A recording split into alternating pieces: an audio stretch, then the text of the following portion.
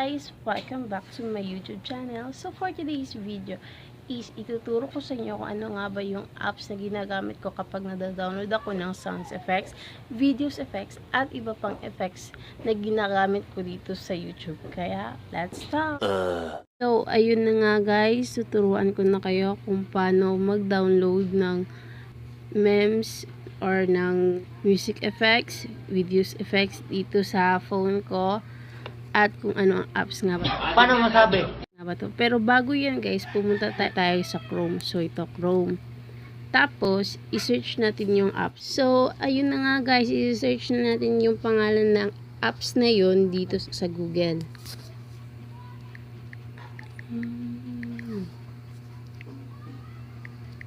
So, pangalan ng apps na yun guys, isang vidmate. Kaya ayun, hanapin natin yung ito.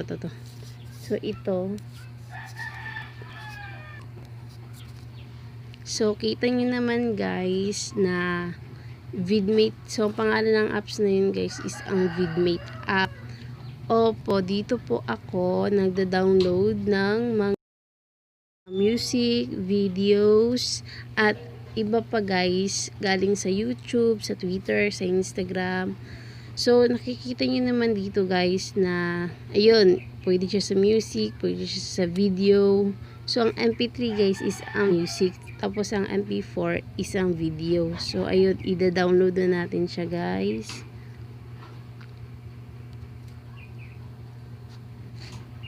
Ayun.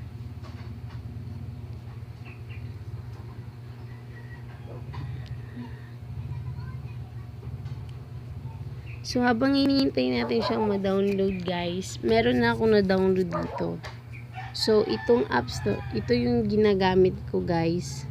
Habang nagda-download siya guys, ito na yung apps na ginagamit ko. So, ito na yun siya, itong vidmate.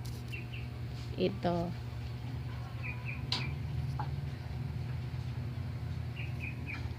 Ito na siya guys. So, naglo-loading. So, kita nyo naman guys. So, ito guys, itong mga videos na to is free lang to siyang i-download dito. Yes, free lang to siyang i-download dito. Kahit anong i-search mo dito, free lang siyang i-download. Wala kang babayaran or something na ano-ano dyan. Wala. So, kailangan mo lang mag-sign in dito guys.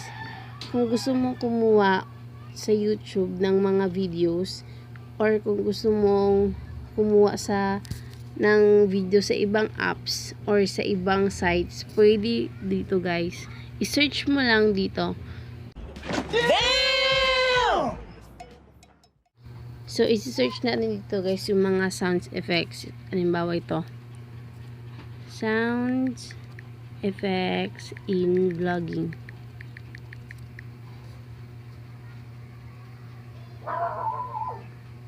Ito. So guys, nakikita nyo guys, kapag meron ganito guys, yung arrow sa gilid na sign ng downloading, pwede na itong ma-download guys, kahit ano yung music or itong mga effects, mga videos, yung gusto mong kunin. Kaya ayun, mamimili tayo din, i-downloads natin. Ito.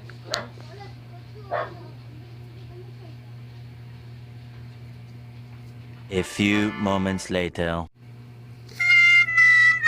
So, ayun. Pipindutin mo lang tong arrow, guys. Then, may lumabas na dito. Pag MP3 siya, guys, meaning nun is music. Kapag MP4 naman, guys, isang video. So, kukunin lang natin dito isang music. Kaya, MP3 yung gagamitin natin. Kaya, ida-download natin siya. So, task added. Then, downloading. So, ayun guys. Tapos na siyang na-download. Kung gusto mo pang mag-download guys, is meron pa dito guys. So, ito, typing.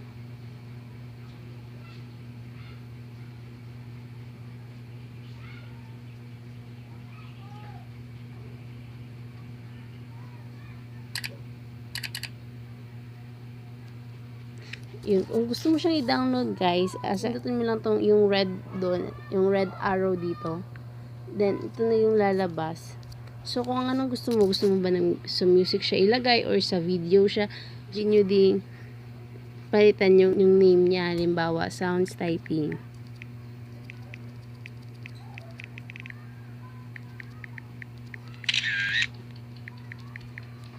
Kaya, yun. Then, i-download. So, kahit ano guys, kahit ano yung gusto nyo, halimbawa dito, videos, memes,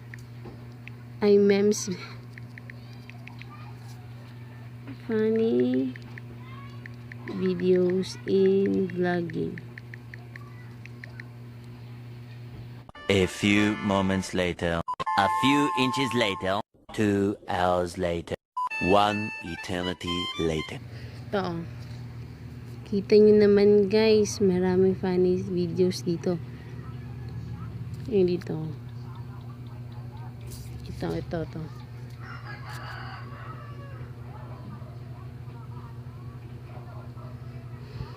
Kung gusto niyo siyang i-download guys, as ano yung sinabi ko kanina, yun lang din yung pipindutin nyo. So, pipindutin nyo lang dito, yung pipindutin nyo lang tong red na arrow, then magda-download na din yun siya.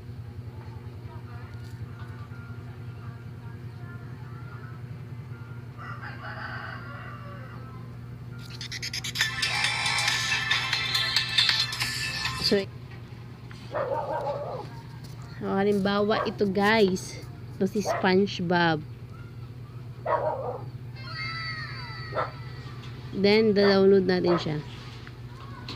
So, sa MP4, to.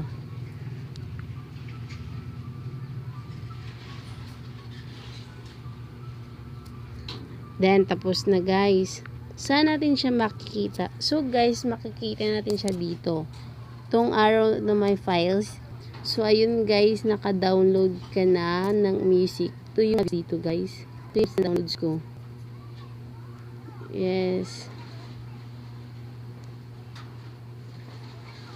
Then, sa gilid ay ang music. So, ito yung mga music na na-downloads ko dito guys.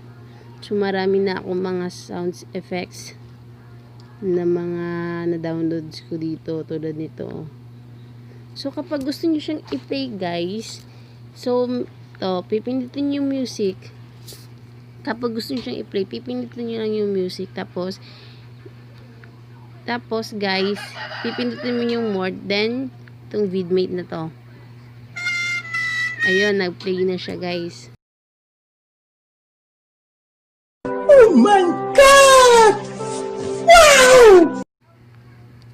So, paano natin ilalagay yung sounds effects sa ating video? Kaya punta tayo kay KineMaster. So, ito si KineMaster. Then, ayun, kukuha tayo dito ng video. Pero pipili lang tayo ng ito na lang. Okay, lagyan na natin siya ng background.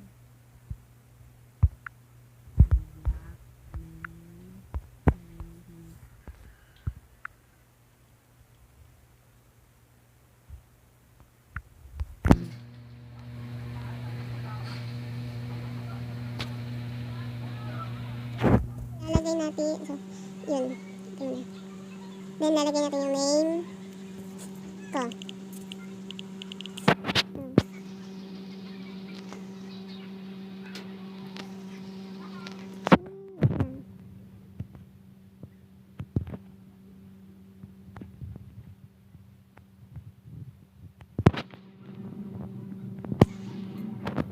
Yung nga pagpagandahin guys, kasi wala lang. Ulitin mo natin. Back tayo dito. Then, lagay tayo ng vlog number 3. Number 8. Bobo. Number 3. So, ito. Okay. So, wala muna siya music dito. Kaya yun. Nalagyan natin sa guys. So,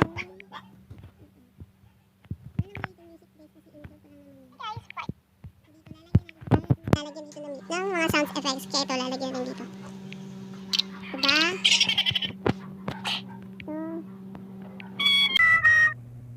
Madami kasing sound effects guys. Ito pa. Somewhere deep down. Ito pa. So, ayun guys. Wala. Ito pa.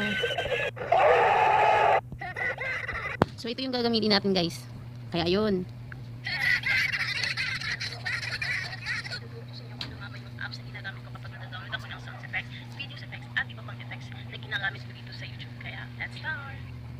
So, ayun. Napakadali lang guys.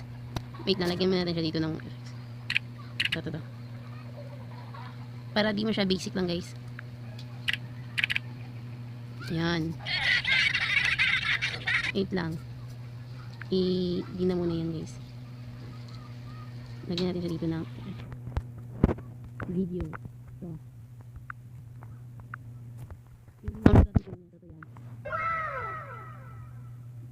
Hey guys, welcome back to my YouTube channel. So for today's video, is ituturo ko sa inyo ano nga ba yung apps na ginagamit ko kapag nadadownload ako ng sound effects, videos effects, at iba pang effects na ginagamit ko dito sa YouTube. Kaya, let's start! So, lalagyan din natin siya ng sound effect. Ito. Videos effect. Tingnan natin lahat. So guys, simple lang guys. Guys, welcome back to my YouTube channel. So for today's video, is ituturo ko sa inyo ano nga ba yung apps na ginagamit ko kapag nadadownload ako ng sound effects, videos effects, at iba pang effects na ginagamit ko dito sa YouTube. Kaya, let's start! Oh my God! So, ayun nga guys. Simple lang. So, ayun. Thank you for watching, guys. So guys, don't forget to subscribe my YouTube channel. And guys, kung may suggestion man kayo video na gagawin ko, please comment lang po dito sa video na to. Kasi po wala po masyado akong naiisip na content kung ano yung gagawin ko sa susunod kong vlog. Kaya, bye-bye! Thank you for watching, guys!